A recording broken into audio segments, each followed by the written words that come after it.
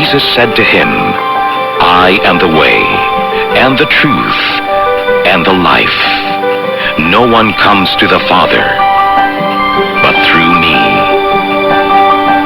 John 14:6. Ang mabuting balita ay hatid sa inyo ng MX3. Mag-MX3 araw-araw para M-Extraordinary. Sa serbisyo publiko, maaasahan. Sa mga balita, kumpleto, detalyado at totoo. Sa komentaryo, buo ang paniniwala at prinsipyo. Sa serbisyo publiko, sa mga balita, komentaryo, yan ang tatak. RMN, radyo mo nationwide.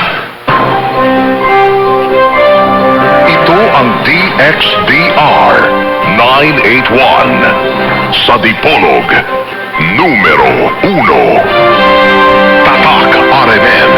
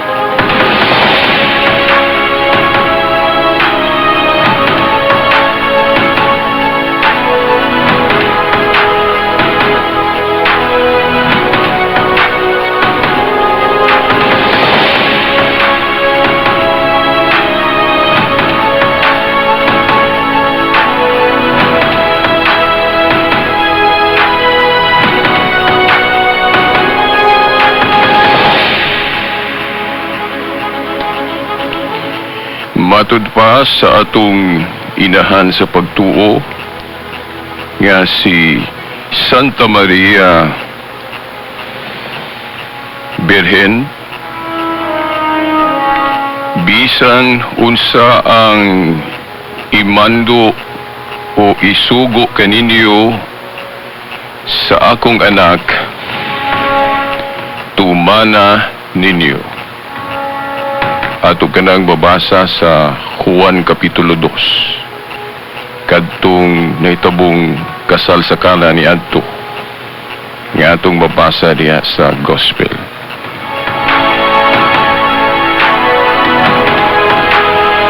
Sa ngalan sa Amahan, sa Anak, sa Espiritu Santo. Amen. Sige apon, mga higala, mga tinahod nga tigpaminaw, mga ginikanan, niyan usab ang tulumanon nga giuluhan ang kahayag sa pagtuong Katoliko. Uban gyapon ining ubos ninyong alagad sa maong tulumanon, Silbert Donduyano Sr. alias Veritas.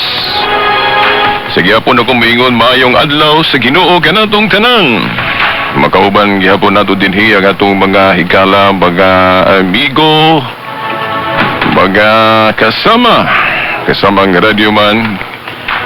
radyoman Expedito Ilumba, no? Tax Ilumba. Sa technical side, usab si kasamang Danny Luod, o nakita usab nako dinhi si kasamang Roger Monera. Sa gawas, si Rinaldo Cuenca o si Kion Ilumbaring.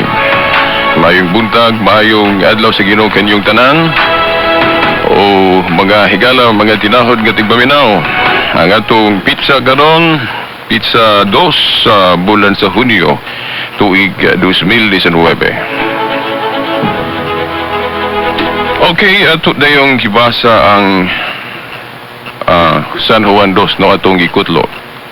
Sa dihang sa kasal sa Kana, namulong ang atong mahal nga inahan, Santa Maria.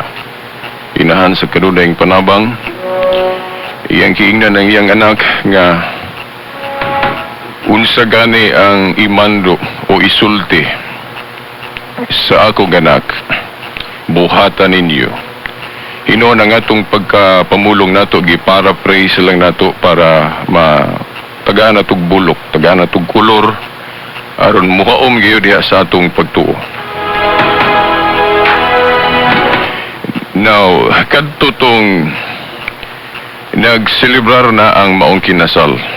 Siyempre doon ay party ba atong matawag ana. Dayon inahutdan na og ikadalit nga bino ang maong kinasal. Kay part mo na sa tradisyon ni adto, dili lang sa atong tradisyon ron, bisan tradisyon sa mga Hudiyo ni adto nga diha sa selebrasyon doon na pag painom og bino. Pero dili noon pagpainom nga aron mga hubog, di ba? Pero part na sa tradisyon nga dias pag sa ulog na agoy kaon, di na ay pag-share og mga ilimnon. Dayon nahutdan na og bino ang kinasal nga idalits bisita. Dayon doon ay gipamulong ang atong inahan Santa Maria ngadto sa iyang anak. Anak o dili anak yun ang term yang gigamit babae nahutdan na sila og bino. Buti pasabot naghuna-huna ang atong mahal nga inahan sa kabutang sitwasyon sa maong kinasal. Kay sa ilang tradisyon ni adto usa ka dakong kaulawon ang usa ka kinasal nga mo dalit og mga share nga pagkaon o bino, usa ka dakong kaulawon sa maong kinasal nga nahutdan sila og ikadalit nga bino sa ilang mga bisita. Dayon naghuna-huna ang atong mahal nga inahan. No? Anak lang akong term gigamit pero actually ang word gigamit ni Jesus pagtawag siyang inahan babae. Pero dili ni sabton nga nga way tahod ang atong Ginoong Jesucristo siyang inahan kay gitawag ra niya inahan. No? Dili manggod mo nagsama ang tradisyon pod panghuna-huna ni adto sa mga Hudiyo og sa atong panahon karon. Sa panahon sa mga Hudiyo ni adto kanang pagtawag og inahan ngadto sa usa ka babae, dako na kaayo ng pag-ila sa pagtahod. O dako na kay ng pagtahod.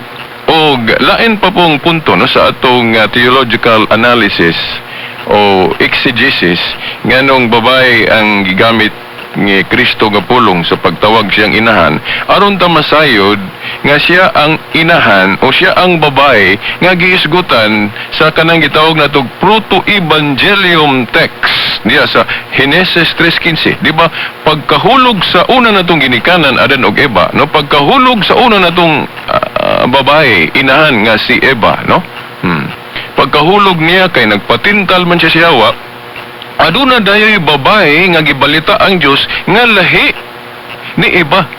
Oh, kay kanang Genesis 3:15 ang babaeng gisgutan diha babae man na, nga kung atong sabton dili gyud magpakasala.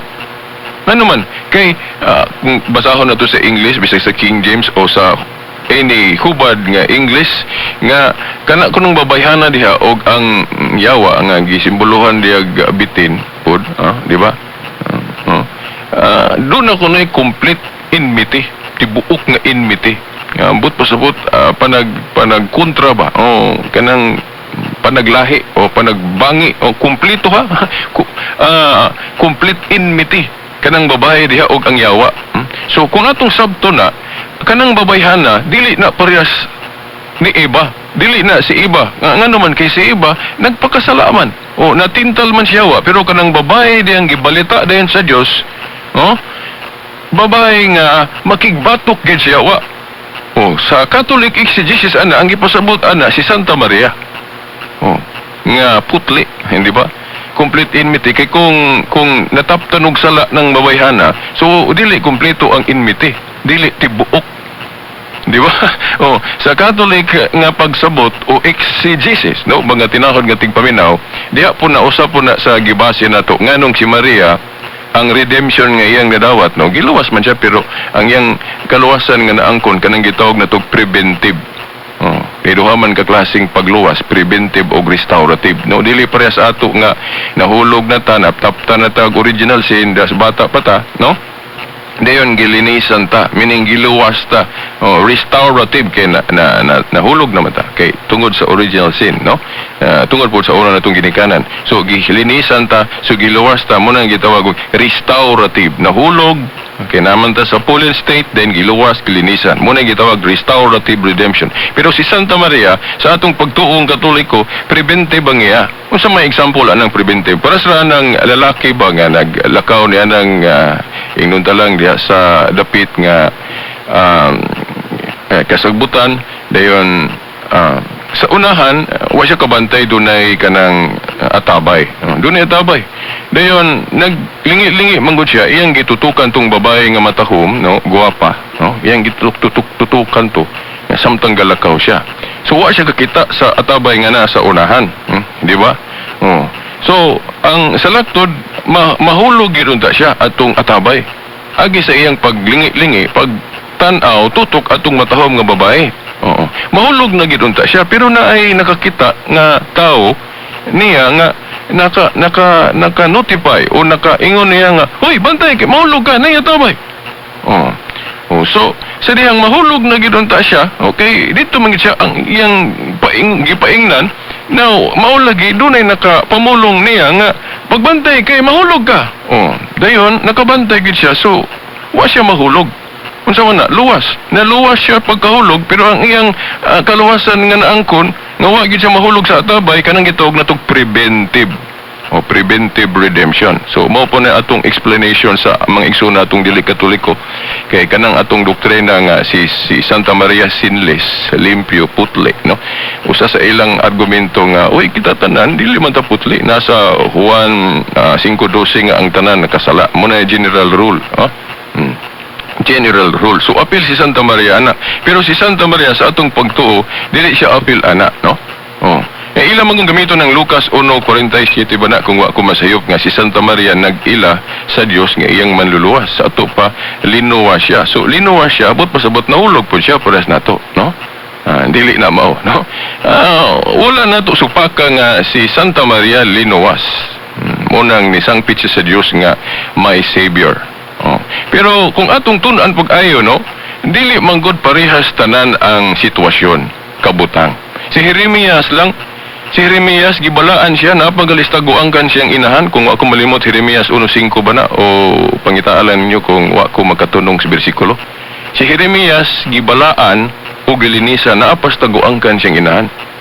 Kita diha nas bunyag, di ba? So kung nahimo na ni Jeremias, dili pod imposible nga ang Dios iyang linisan daan, no? Ang atong mahimong inahan sa pagtuo. Umo man na kung atong sabto ng Henesis 3:15 god nga kanang babae dihang gibalita dayon nga dili pareha sa babae nga si Eva kay nahulog man, kanang babayhana diha dili na mahulog kay dunay complete enmity.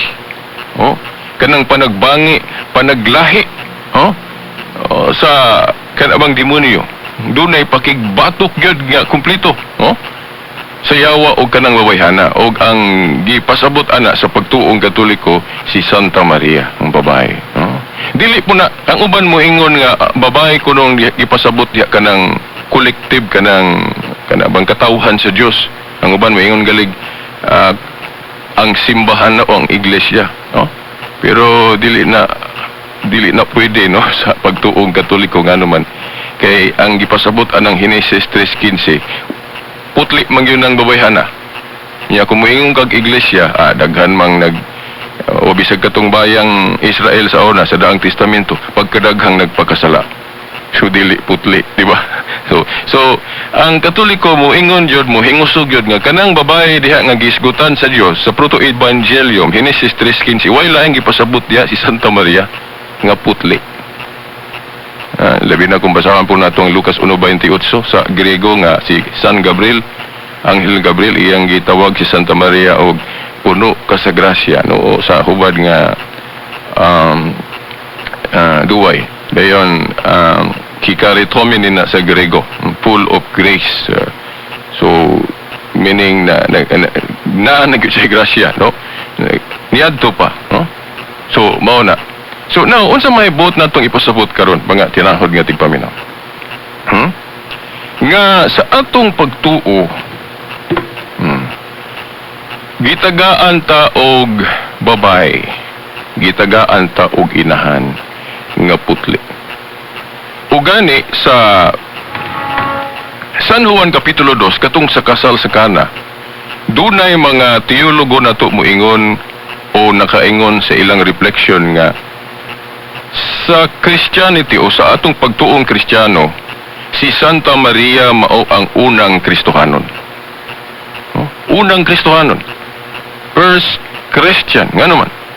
Kay siya man ang unang nibungat anang mga pulo nga kinahanglan tumanon ang ipanudlo o isulti o isugo sa iyang anak. Diba? Pero no, take note ha, nganong babae ang gitawag ni Kristo sa iyang inahan instead nga mother? No? Kaysa ato ron, butangan mo na ito nagmalisya. Butangan na ito maot nga pagkahulugan ba nga. Uy! Dudong! Anong tawag man mo babae ng imong nanay? Wa man kay tahod. O sa ato na ng bokabularyo ron, kung mutawag ka og babae sa imong inahan. Pero sa una, sa mga Hudiyo, dili na ingon ana. Kanang pagtawag og babae sa usak ka inahan o sa usak ka babae, usana na kadakong pagtahod alang kanila. Dayon, ayaw kalimot, no, sa Catholic nga pagsabot, no? Aron pod masayod ta nga si Santa Maria gyud ang babae nga giisgutan sa Henesis 3:15. Nga adunay tibuok gyud kumpleto nga kanabang panagbangi kaniya, no? Sa maong babae og sayawa. Mao na si Santa Maria man. O dayon diha sa kasal sa Kana, kanang babayhana ang unang namulong sa mga pulo nga makaingon ta nga unang Kristohanon siya. Kay siya man ang unang yung nakalitok anang pulunga diha nga ang anak nga si Kristo nga mo atong master sa Christianity nga naa diha ta mag-focus sa atong pagtuo. Si Santa Maria man ang nahimong instrumento sa Dios nga mahimong spokesman nga kinahanglan paminaw nato ning tawhana. But pasabot si Kristo. Siya ang babae, the woman. Lain po ng woman nga gipasabot ang church o kita katawhan. Ang gitawag man pud tag babae, no, nga ipakasal, no, ihiusa sa man, no, sa lalaki nga mo si Jesus Christ, no, inig maputli na, no, sa kining panudya na nga pagpanglinis nga ipakasal na, ihiusa na, no, sa second coming of Jesus Christ, no. Ang babae, ang iglesia nga putli na purified, no. O yun na. So mahimo pong sabton nga kanang babae mao ang church, di ba? Mo na collective mother, di ba? Collective o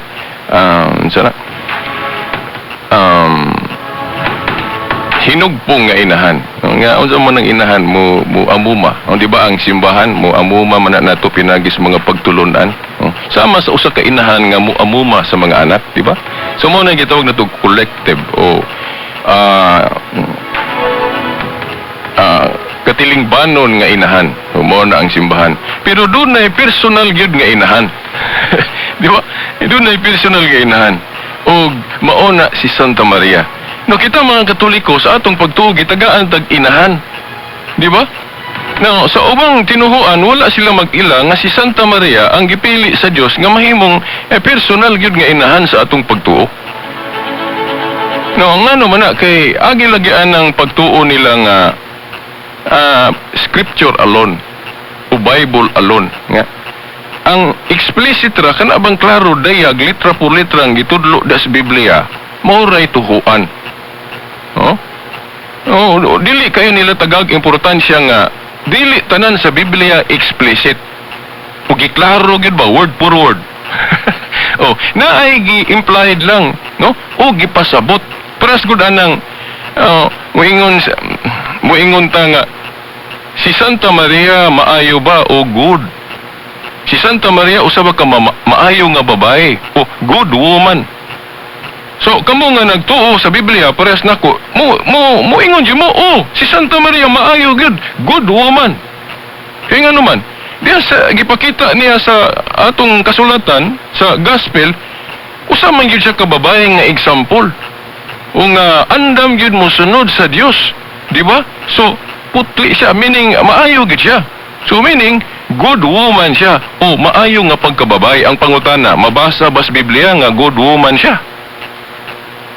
Tagay ko ninyo, tagay ko kung bersikulo ninyo nga giingon diha litra por litra nga si Maria maayong pagkababae. O good woman. O kanang pulong good woman. Nabagay mabasa sa Biblia nga si Santa Maria gitawag og good woman? Dili. Pero tinuod na, bisag dili na mabasa nga naman. Kay kung atong sabton ang iyang mga gibuhat diha sa kasulatan, makaingon man kita, sabot man yun nga buutan siya nga pagkababae. So, good woman siya. Pero dili mabasa ng pulong good woman siya. Kay gipas, mura man ay atong nasabtan. Di ba? Mao po na sa atong mga pagtulon ang Katoliko kanang mogamit ang termino nga si Santa Maria sinless. Immaculada Concepcion. O unsa pa nay mga titulo nga gihatag natong Santa Maria nga dili mabasa sa Biblia litra por litra. Pero kung atong sabton, no, kung makasabot ta og ayo, gipasabot na sa Biblia nga ingon ana gyud. Di ba?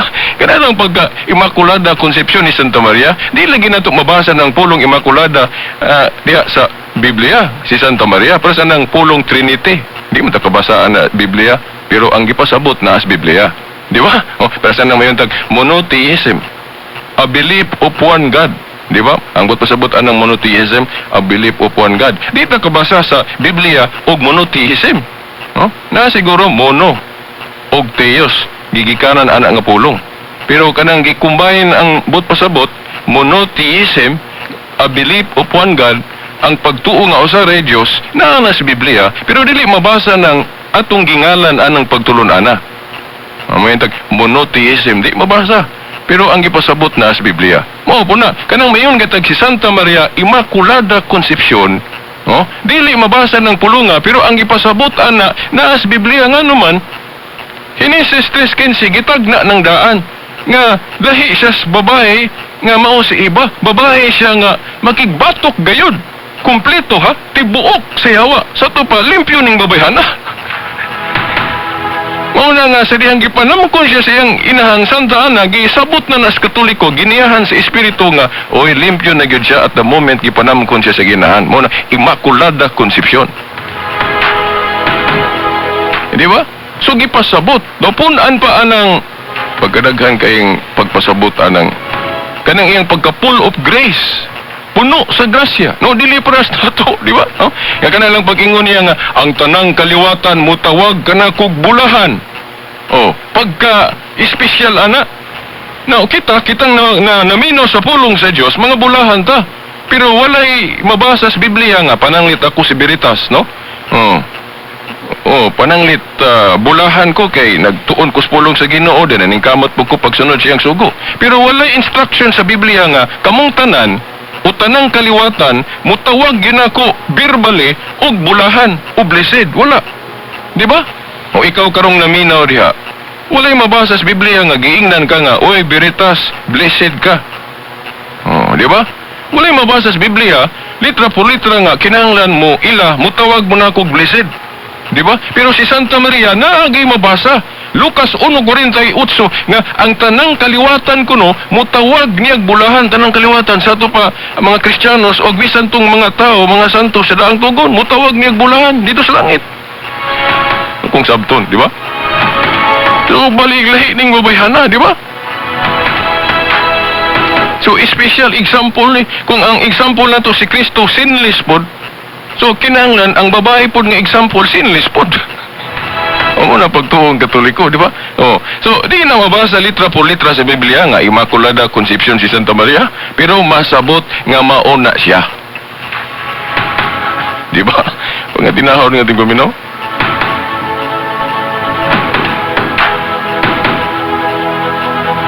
Now nganong nakahuna-huna ko ani, ipadayon man unta nako tong pista kay patamo human atong tapika. Nganong nakahuna-huna ko kuna kani. Kahuna-huna ko ani nga mao ni akong isgutan karon kay ganina god.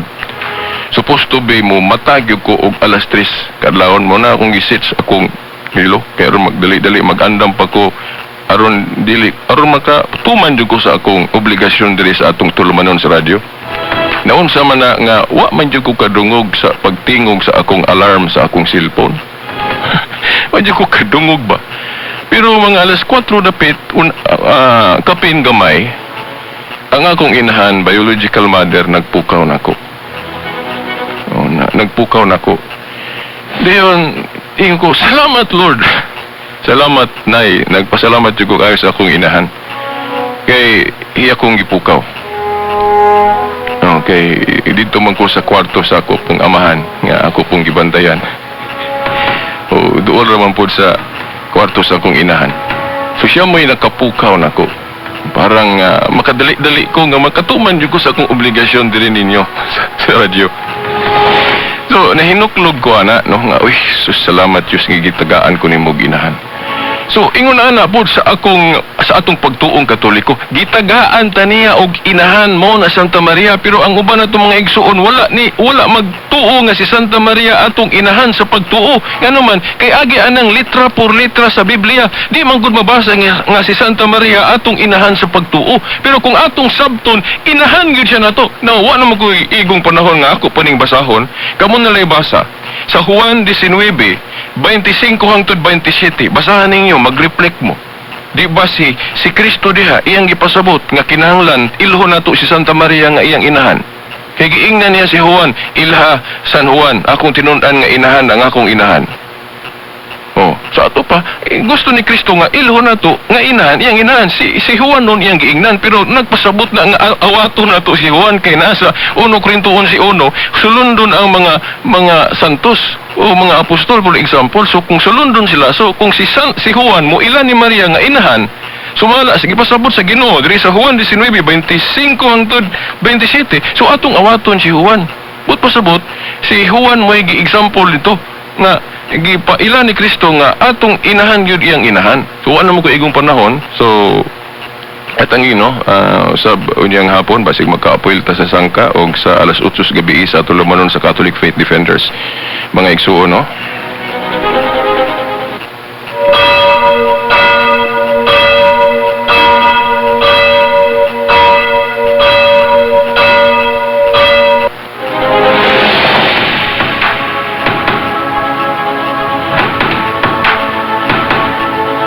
Isang lituan naman taigong panahon.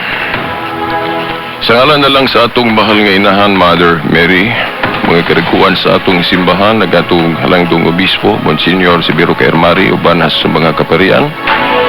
Kini inyong ubos nga igsuon Silbert Tundoyano Sr. hangtod sunod Domingo pohon, samang oras ug istasyon, sa ngalan sa Amahan, sa Anak, sa Espiritu Santo. Amen.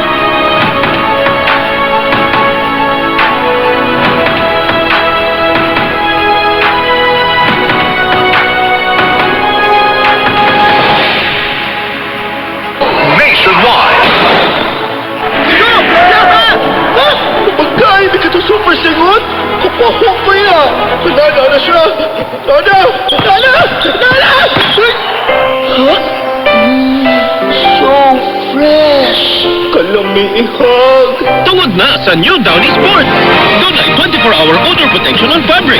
Maunang bisag todo singot, so fresh gihapon! Nag-ingon ko ay black! Ihat! 24-hour odor protection bisag todo singot. New Downy Sports!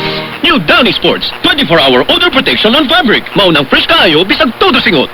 Pagilabhan sa Pride Bar Blue, ang puting sinina mahimong mas puti ito, mas puti ito, mas puti ito. Sa Pride Bar Blue, pwedeng dili na ko magtina, anyel o bleach. Kaya ang Pride Bar Blue, dunay power whitener nga sa gumsum sa matag hibla, mao nga sinina, kisla puti.